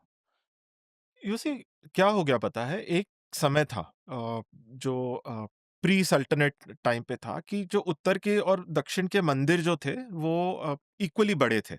ओके, बट सी ये मंदिर, दक्षिण के मंदिर बड़े कैसे हो गए? वो एक साथ नहीं बढ़े, राइट? अभी I give you an example. अभी वैष्णो देवी, हुँ, ओके, आप देखिए वैष्णो देवी का मंदिर ओरिजिनली से 30-40 साल पहले कितना छोटा सा हुँ, था। फिर बढ़ा, फिर बढ़ा, फिर बढ़ा, फिर बढ़ा। अभी जो राम मंदिर जो बन रहा है अयोध्या में, अभी जो मेन मंदिर है, हुँ। फिर अभी बाकी जो साइड के जो मंदिर बनेंगे, तो वो बड़ा कॉम्प्लेक्स ओवर टाइम बनेगा, एक एक एक एक। तो दक्षिण भारत में भी जो मंदिर बने थे वो ओवर टाइम, सेंचुरीज में हर राजा ने आके उसको ऐड किया। दूसरी बात उसकी, वो उसके मल्टीपर्पज़ भी थे दक्षिण भारत में, वो हुँ, बैंक भी था। हुँ। और काफ़ी जो चावल वाली जो ज़मीनें थी, वो मंदिरों को दी गई थी। तो वो फूड सिक्योरिटी के लिए, जो धान की उनके जो ट्रेडिंग थे, वो ग्रेन ट्रेडिंग में भी इन्वॉल्व थे। उसका भी पैसा आ रहा था। वो मनी लेंडिंग भी करते थे, वो मंदिर बैंक्स। बेच रहा है। बिल्कुल, मंदिर बेच रहा है। और लोग मंदिर से कर्जा ले रहे हैं, बिकॉज़ हाँ, आप भगवान से जब हुँ। पैसा कर्जे पे लोगे, तो द प्रोबेबिलिटी ऑफ यू, मतलब डर के कारण आप एम्बेज़ल, वो अलग ज़माना था, हाँ, बट वो डर से आप अब लौटाना भी है। जी, बिल्कुल। तो लोग लौटाते थे या फिर समाज बहिष्कार करता था। हाँ। उत्तर भारत में एक कहावत है, हुक्का पानी बंद होना, हुँ, कि आप हुँ। नहीं बैठ सकते बिरादरी में, तो पूरा आपको बहिष्कृत, आप तो किसी। मंदिर एक तरह से सेंटर हैं। जी, मंदिर सेंटर हैं व्यापारिक गतिविधियों के और जी, सोसाइटी को चलाने के। जी। और वो लाइक रेस्ट हाउसेज़ भी हैं, हाँ, बिल्कुल। और वहाँ पे कॉन्ट्रैक्ट्स, लीगल कोर्ट्स भी हैं, शादियाँ हो रही हैं वहीं। शादियाँ हो रही हुँ, है। तो हुँ। वो हर मल्टीपर्पज़ है और प्लस वो रॉयल एक पैट्रोनेज भी कर रहे हैं। तो बिकॉज़ वो हर एस्पेक्ट पे वो मंदिरों का इतना और इम्पोर्टेंस था। इसीलिए फिर जब वहाँ की हिस्ट्री में थोड़ा अंदर घुसते हैं, तो ये भी देखने को मिलता है कि एक साम्राज्य दूसरे साम्राज्य पर हमला कर रहा है, तो मंदिर नहीं छोड़ रहा है। फिर वो मंदिर तक भी पहुँच रहा है, क्योंकि पैसे का असली केंद्र या तो राजमहल में कहीं ख खज़ाना होगा या वो मंदिर है। और मंदिरों में खज़ाना होना, ये भी अजीब लगता है। तो क्या इसके पीछे भी यही कारण है कि राजा ने यही सोचा होगा कि मेरे जो आराध्य देव हैं या देवी हैं, मैं उन्हीं के शरण में कहीं पैसा रख देता हूँ छिपा के और सबसे ज़्यादा सिक्योरिटी भी यहीं रहेगी? बिल्कुल। सी कैसा होता था पता है? हर रियासत की एक रिज़र्व ट्रेज़री हुआ करती थी, हुँ। ओके? लाइक जैसे कि रिज़र्व फंड होता हाँ, है आपका रियासत इमरजेंसी। पे भी तो काम है। हाँ, बताइए। जी, जी, बिल्कुल। तो रिज़र्व ट्रेज़री हुआ हाँ, करती थी कि सरप्लस लाइक जैसे रिज़र्व बैंक ऑफ इंडिया में there is the same concept कि हाँ, आपातकाल में जो आया तो उसका यूज़ किया। हाँ, तो वैसे ही लाइक फॉर एग्ज़ाम्पल पद्मनाभ स्वामी का जो हाँ, खज़ाना है, वो ट्रावनकोर रियासत की रिज़र्व ट्रेज़री थी हाँ। कि अगर बहुत बुरा वक़्त आया तो कि भगवान प्लीज़ हमें ज़रूरत है, हम ले रहे हैं, आपको लौटा देंगे। ऐसे तो हमारे घरों में भी होता था। भगवान जी को पैसे चढ़ाते थे, लेकिन कभी बहुत ज़रूरत हो गई, तो वहाँ से ले लिए और फिर जल्दी से जल्दी कोशिश की वापस ज़्यादा से ज़्यादा रख दो। जी।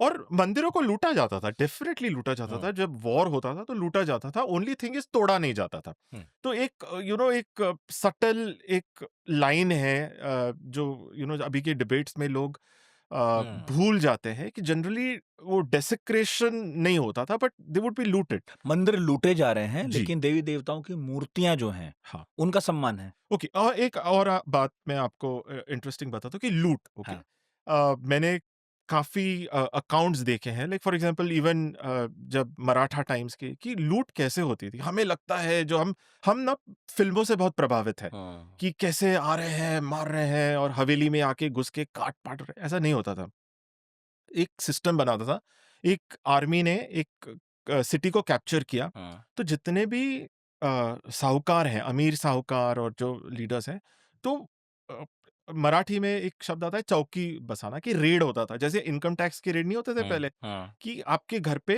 वो चौकी बिठाई जाती थी कि कोई बाहर नहीं निकल सकता था और जो जीतने वाले राजा हैं, उसके आदमी रूम बाय रूम हाँ, छापे मारेंगे और जैसे ईडी के रेड्स होते हैं, इनकम टैक्स के रेड्स होते हैं, जो भी पैसा है, धान है, उसकी लिस्ट बाकायदा लिस्ट बनाई जाएगी और फिर वो द विनिंग जो राजा है, वो मतलब ज़ब्त कर लेगा कि हो जाएगा। हुँ, और जो ये जो लूट-पाट की जो कहानियाँ हैं, that was mostly the very poor people कि जो राजा का मिल गया, तो और जो प्राइज़ एजेड जो मतलब जो आम सोल्जर्स हैं, उनको फिर वो टाइम दिया जाता था कि ये टाइम से ये टाइम तक जो गरीब हैं, उनको लूटो, मारो, अब काटो। तुम कर लो। हाँ, और जो मिला था वही। इनफैक्ट द लास्ट जो कत्ल ए आम है लाइक जो ऑर्डर निकलते थे उसके you are allowed to do कत्ल लाइक दैट लाइक जैसे नादिर शाह ने निकाला था वो हुँ, प्रॉपर कत्ल ए आम या फिर हाँ, जो दिल्ली में हुआ, जी, या कई फिर दिन चला। झांसी में लाइक हाँ, what is very surprising is अगर आप रिकॉर्ड्स देखो झांसी के and I will come to Jhansi हाँ, वो हाँ, हाँ, पूरी हाँ, कहानी बट झांसी में एक ये है कि लिटरली पोस्टर लगे थे कि ये टाइम से ये टाइम तक हम लूटने वाले हैं झांसी और जो भी दिखाई देगा उसको हम वी विल किल यू तो आप आइदर सब छोड़ के भाग जाओ एंड हमें लूटने दो और यू विल बी किल्ड तो वैसे पोस्टर लगे हैं और ये जो माज़ा प्रवास है जो गोडसे गुरु जो झांसी में थे उन्होंने अपनी किताब में उन्होंने लिखा है हाँ, हाँ, तो ये सिंपलिस्टिक व्यू ऑफ हिस्ट्री देखते हैं तो मुझे झांसी की बात करनी थी एक कि हाँ, हम ना अगेन द वेल्थ नेटवर्क जो है ना वो एक लेवल डीप हिस्ट्री है कि हम फॉर एग्जांपल बात करते हैं कि अंग्रेजों को झांसी चाहिए थी फिर झांसी की रानी ने कहा मैं झांसी नहीं दूंगी और फिर वो जो संग्राम हुआ एंड ऑल हाँ, बट उन्हें झांसी क्यों चाहिए थी it was a very simple economic reason उस समय जो 1840s का जो काल था 1830s 40s तब इंग्लैंड में इंडस्ट्रियल रेवोल्यूशन हो रहा था और जो सेंट्रल इंडिया है वहाँ पे कॉटन बहुत अच्छा था और सबसे अच्छा कॉटन झांसी में मिलता था और सेंट्रल इंडिया से उस समय कलकत्ता से कॉटन जाता था तो सेंट्रल इंडिया से दो रास्ते थे कॉटन जाने के एक तो था जबलपुर मिर्जापुर इसलिए मिर्जापुर इतना समृद्ध और फिर अभी हम कहानियां सुनते हैं बट हाँ, बहुत समृद्ध शहर था एक समय मिर्जापुर फिर अनफॉर्चुनेटली रेलवे आई और फिर वो हाँ, डिक्लाइन हो गया वो हुँ, वेल्थ नेटवर्क से हुँ, निकल गया और दूसरा था झांसी कालपी और फिर अ, कलकत्ता तो ये कॉटन कानपुर सॉरी फिर कानपुर, हाँ हाँ, कालपी और फिर कानपुर और कानपुर फिर वो नदी पे वो लोड करके वो कॉटन कलकत्ता जाया करता था। तो Jhansi was very important for the supply lines, cotton के सप्लाई लाइन्स, वरना वो एक बुंदेलखंड की एक रियासत थी। हाँ, तो उन्हें इतना झगड़ा करना, वो हर रियासत को एनेक्स नहीं कर रहे थे, वो कुछ चुन चुन के चुन चुन के। चुन-चुन के ही कर रहे इनफैक्ट थे। डलहौजी ने लिखा भी है फिर बाद में, जो मैंने अपनी किताब में लिखा है, कि ही सेड कि I I got the best cotton lands for the British empire. तो मेरा कहने का ये मतलब है कि हम इतिहास में जब हम देखते हैं कि चित्तौड़गढ़ पे अटैक्स क्यों हुए, या फिर मोहम्मद बिन कासिम ने वो किताब में मैंने लिखा है कि क्यों हुआ सिंध पे अटैक, एक इकोनॉमिक क्यों हुआ? भी रीजन था। तो हुँ, या फिर ये जो झांसी की जो हुँ, हुँ। कहानी हाँ, है, हाँ। उसका तो you always have to go one level deeper, तो आप एक अच्छे से समझ पाओगे। इवन स्कूल की किताबों में अब अगर आप ये एक, the logic is mostly generally economic, देखिए। अच्छा, मोहम्मद बिन कासिम ने क्यों किया था? ये सबके मन में होगा अब। तो किताब के लिए रखे। ये आम तौर पर ये पहला मुस्लिम आक्रमण माना जाता जी। है ना? 712 में सिंध के राजा दाहिर पर। लेकिन ज़्यादातर लोगों को यही लगता है कि वो एक धार्मिक कारण ही था। भई उन्हें साम्राज्य बढ़ाना था, इधर हिंदुस्तान था, सिंध पहले पड़ता था, हमला कर दिया।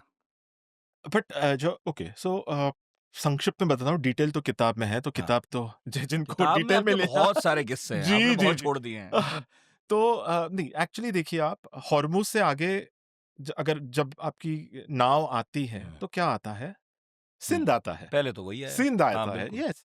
तो जब देखिए, अरब्स वर अ सी फेरिंग पीपल एसेंशियली, उनकी नाव से आती थी।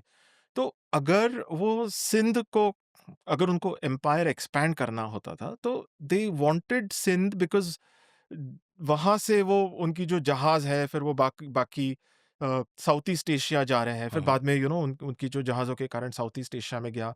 सिंध में सिल्क ट्रेड भी काफ़ी हो रहा था। तो उसके काफ़ी इकोनॉमिक रीज़न्स भी थे, मच लाइक जो ट्रम्प ने अभी ईरान और उसमें किया है। व्हाइल वो बोलते हैं ये चाहिए, हमें डेमोक्रेसी चाहिए और ये लाने हैं, बट एक्चुअल रीज़न तो इकोनॉमिक था। इन हुँ, सबको इनफैक्ट पैसा ही चाहिए होता है। जैसे सद्दाम हुसैन ने कुवैत पे अटैक किया था, उसने लॉजिक जो भी दिया हो, हुँ। बट इन द एंड सबको और चाहे पैस कलिंग पे अशोक ने किया हो। कलिंग पे अशोक ने किया हो, तो अगेन बहुत समृद्ध था हुँ, कलिंग, और समुंदर था उसके पास। हुँ, या फिर पुतिन ने यूक्रेन पे किया, हुँ, बिकॉज़ अगेन यूक्रेन तो बहुत समृद्ध है। हुँ। तो वो जो दुनिया में आज जो लॉजिक लेकिन चल आप रहा ये है। नैरेटिव नहीं बनाते ना, आप ये नैरेटिव बनाते हो कि मैं पुराने दिन वापस लाऊँगा, अखंड रूस या अखंड भारत या मेक अमेरिका मेक ग्रेट अम अगेन। ग्रेट अगेन ये बना दूँगा। आप लोगों को ये सब समझाओगे अगर मैं पैसे के लिए कर रहा हूँ, तो ये उसमें कौन जाएगा आपके साथ? और दुनिया की भी तो थोड़ी शर्म रखनी है ना। जी। नहीं तो हाँ, देखिए, राजाओं का काम है नैरेटिव बनाना, और वो हाँ। बनता रहेगा।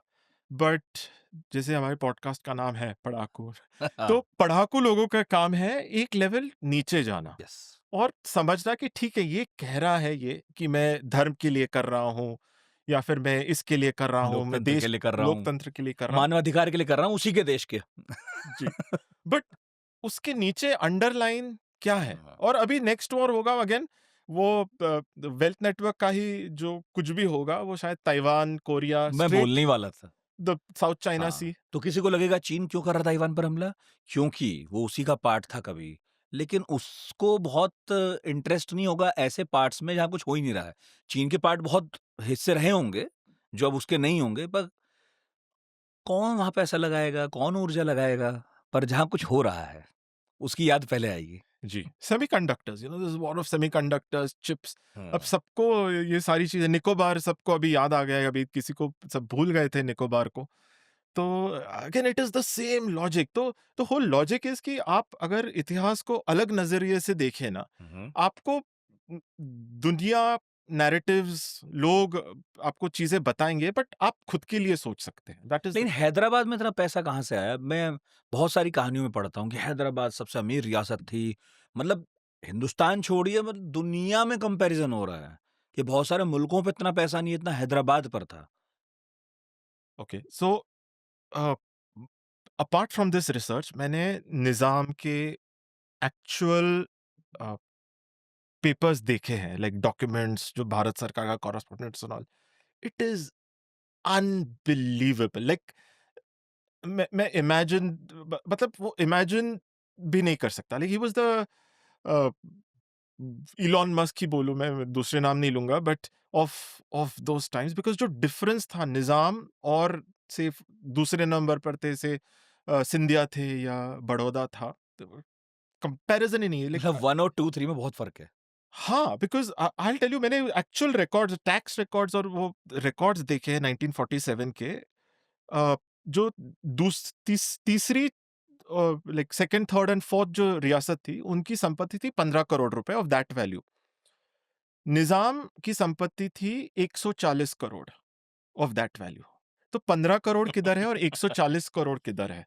It was just unbelievable. जो और जो हैदराबाद की जो, मतलब मुझे फ़ैसिनेटिंग ये लगता है कि जो कहानियाँ हैं, जो अ, है कि जैसे कि जो उनकी जो उनके पास इतने मोती थे कि लिटरली जो उनका महल है, वो धोके पूरे टेरेस पे वो ऐसे लेआउट किए जाते थे और पूरा टेरेस कवर होता था सिर्फ़ मोतियों से।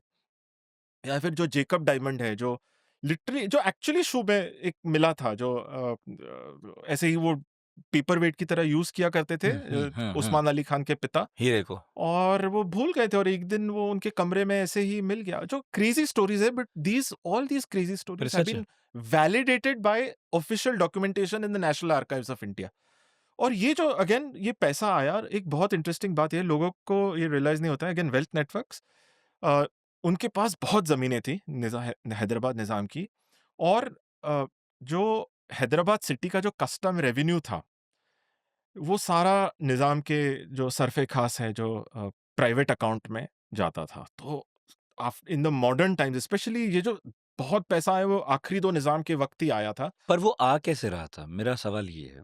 वहाँ से बहुत इम्पोर्टेंट रास्ते जा रहे थे क्या? पोर्ट तो था नहीं। नहीं, उनकी एक तो था उस पहले के काल में हीरे, गोलकोंडा के हीरे। हाँ। दुनिया के, देखिए, वी डोंट रियलाइज़ कि जब तक साउथ अफ्रीका की माइन्स मिली नहीं थी, हुँ, हुँ। सबसे कीमती हीरे भारत में थे। यस। तो वो वहाँ से थे। Second again black cotton soil, तो कॉटन का जो पैसा था, वो अभी जो निज़ाम स्टेट रेलवे था, जो होल आइडिया, जो हैदराबाद, औरंगाबाद से हुँ, हुँ। फिर बाद में बम्बई तक जाता था, वो हुँ, वहाँ से वो जा रहा था। और फिर बाद में एक बार वो पैसा आ गया ना, then they started investing very well through the bankers. तो हुँ। पैसे का पैसा, इंटरेस्ट पे इंटरेस्ट, इंटरेस्ट पे इंटरेस्ट आके फिर वो 1947 आने तक वो बहुत ज़्यादा बढ़ गया। तो मतलब हर वैसे नए बिज़नेस को समझा, उसमें हाथ उन्होंने नहीं डाला, समझा, उनके मैनेजर्स ने, उन्होंने मैनेजर्स मैनेजर्स को बेहतर दे थे। दिया। जी, कि वो जो मारवाड़ीज़ थे और अलग-अलग जो लोग आते थे। मोतियों का कितना इम्पोर्टेंट जगह थी हैदराबाद। तो इतनी समृद्धि वहीं से आई कि जो एक trade and combination of economic factors. ये जब मैं आपसे बात कर रहा हूँ और इस किताब को पढ़ रहा हूँ, तो बहुत सारे दौर हैं इसमें। अलग-अलग दौर में हिंदुस्तान में पैसा आ रहा है, कम ज़्यादा, लूटा भी जा रहा है। आपके हिसाब से, क्योंकि आपने इतना पढ़ा और कट-पिट के किताब छोटी हो गई है, तो मुझे बताइए वो कौन-सा दौर था जब हिंदुस्तान में वाक़ई इतना पैसा था कि आप कह सकते हैं कि हाँ, दुनिया में सबसे ज़्यादा पैसा इसी मुल्क में था? ओके। तो ये काफ़ी लोगों को अच्छा नहीं लगेगा, बट द फैक्ट इज़ कि ये जो काफ़ी इकोनॉमिक हिस्टोरियंस हैं, उन्होंने ये रिसर्च किया है कि मुगल टाइम में अ, भारत में सबसे ज़्यादा पैसा था। और ये सिर्फ़ हम मुगल अभी उसके काफ़ी कारण थे और ये इकोनॉमिक रीज़न्स थे। हुँ। ओके? तो पहली बात थी कि मुगल साम्राज्य बड़ा था, तो मुगल साम्राज्य के वक़्त एक the integration of regional economies हुआ।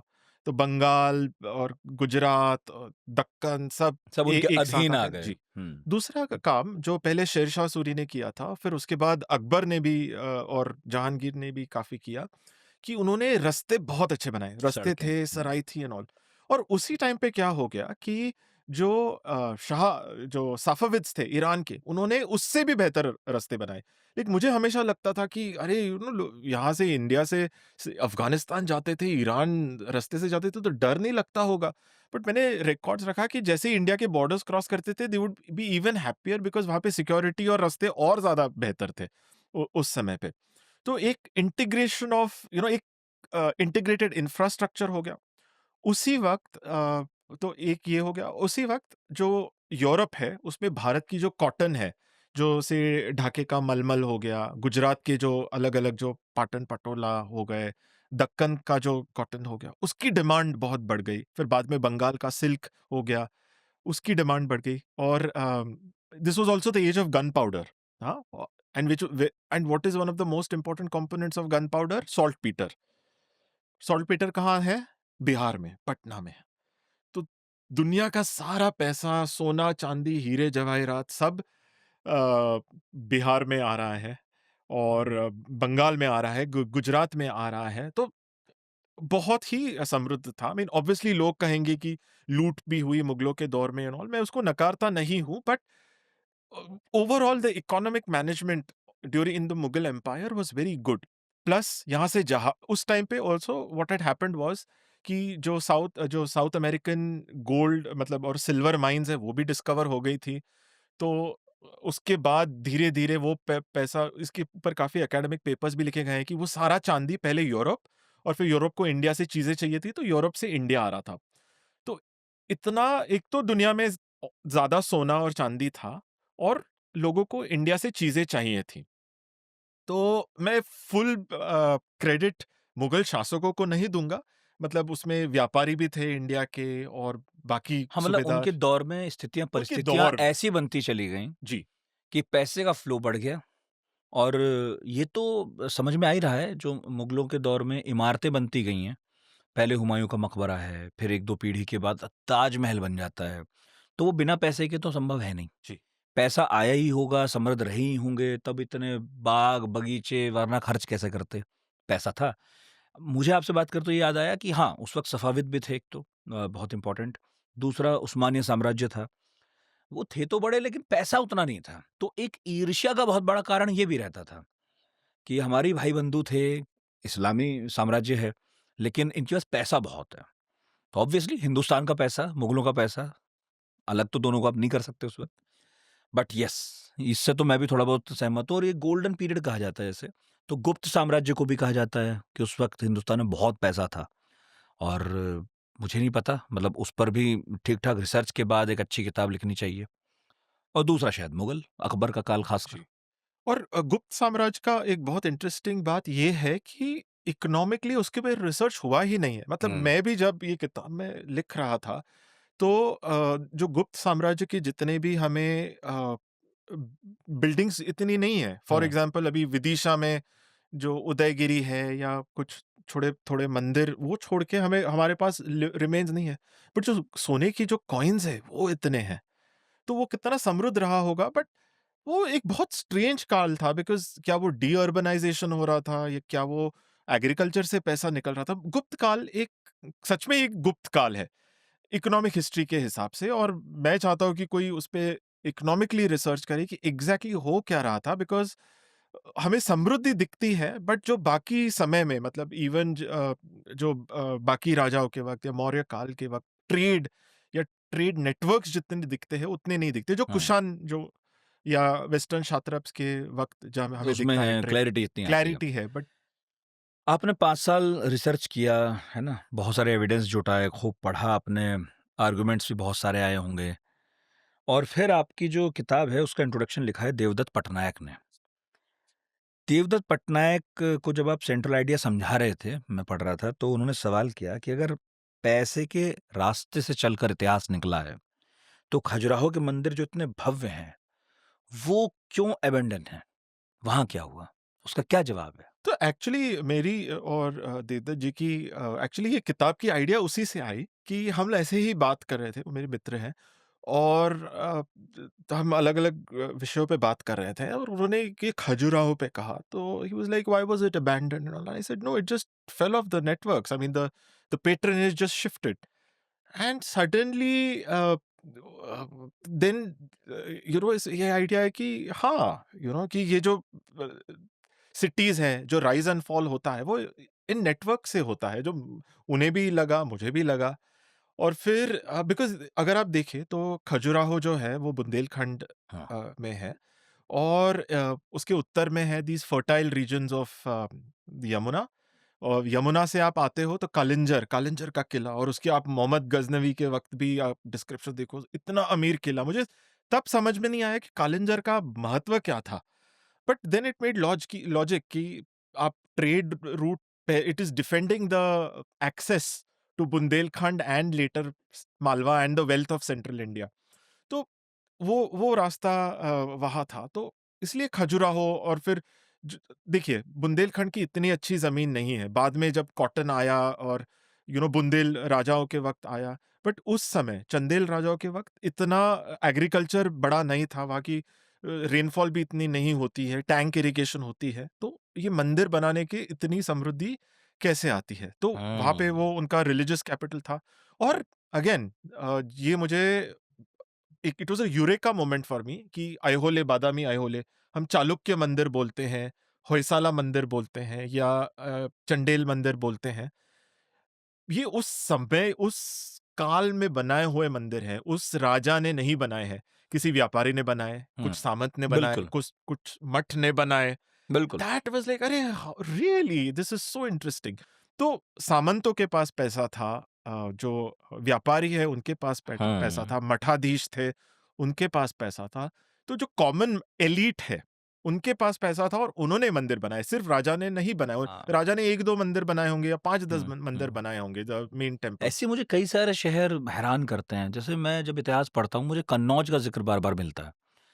अब कन्नौज का वैसा वैभव नहीं रहा, लेकिन जितना इम्पोर्टेंट मुझे उसे पढ़ते हुए लगता है कि कन्नौज या उज्जैन का भी ऐसा ही नाम है। उज्जैन बहुत इम्पोर्टेंट है आज भी, एक तीर्थ स्थल के तौर पर। लेकिन आज भी उज्जैन में बहुत बार गया हूँ। उज्जैन उतना समृद्ध नहीं दिखता है, मगर उज्जैन का जैसा ज़िक्र आता है, उसको देख के लगता है कि 100% वहाँ ज़रूर कभी न कभी इतने विशाल महल रहे होंगे और क्या-क्या। मथुरा, कई शहर ऐसे हैं। बट येस, जब मैं सिल्क रोड देखता हूँ कि जो कभी चीन से शुरू होती थी और कहाँ तक जाती थी, उस पर बहुत सारे शहर थे ऐसे, समरकंद, बुखारा वगैरह-वगैरह, जो बहुत शानदार थे और आज वीरान हैं, मतलब उतने बड़े नहीं हैं अब। बट अभी okay, now the world order is changing. अभी that one road belt China ने निकाला है। हाँ, वो वही कोशिश है। अभी वही कोशिश है, तो मे बी 30 साल बाद आप और मैं कहीं चर्चा कर रहे होंगे और मे बी समरखंड, बुखारा वापस वेल्थ नेटवर्क हालाँकि अभी। इंडिया तो नहीं चाहता देखिए। हम तो नहीं चाहते उसका पार्ट होना।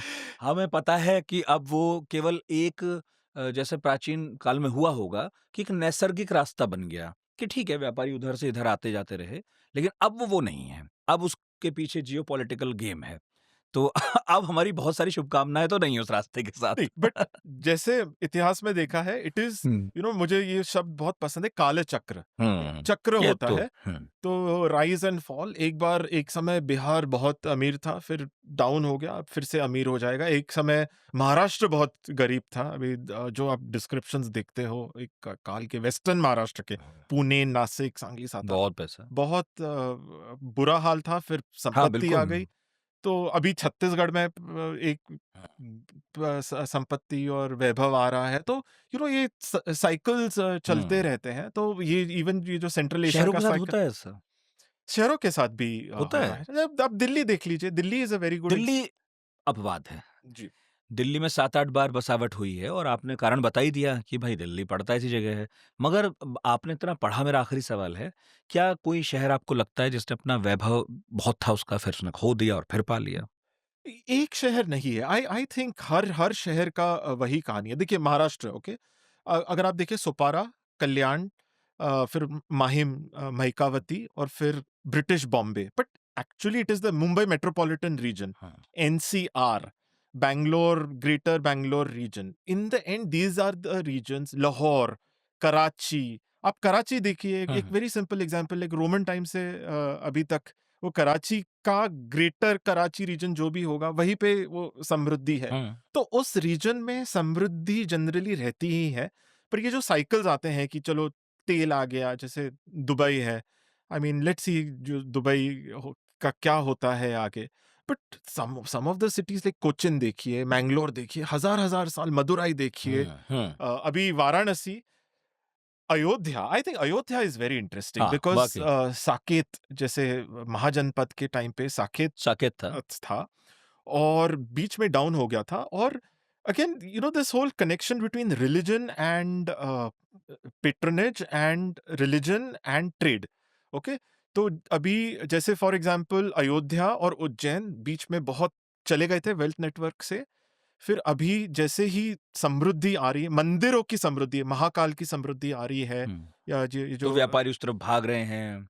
पिलग्रिम्स आ रहे हैं, हाँ, पिलग्रिम्स आ तीर्थयात्री रहे हैं, तो तो ख़ैर व्यापारी आ रहे बढ़ेंगे हैं। ही, हाँ, सुविधा बढ़ेगी तो तीर्थयात्री और फिर बढ़ेंगे। उसका पॉलिटिकल महत्व भी बढ़ेगा, बिल्कुल। जैसे उज्जैन में भी हो रहा है। हुँ, तो वो साइकिल चल रहा है। तो देखिए, हुँ, काल चक्र, इट ये इज़ ऑल काल चक्र। बहुत-बहुत शुक्रिया अक्षय चव्हाण जी, समय देने के लिए।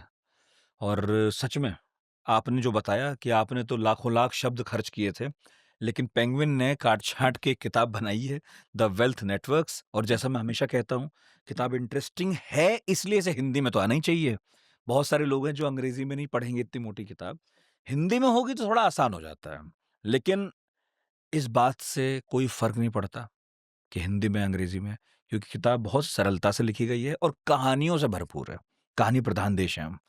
जिस किताब में कहानी है, वो किताब हमें वैसे ही बहुत पसंद आती है। Thank you so much. ज़रूर पढ़िएगा, अक्षय चव्हाण जी ने बड़ी मेहनत से लिखी है और मैं इनसे कह रहा था कि जितना आपने रिसर्च किया है, एक आध किताब और बनती है।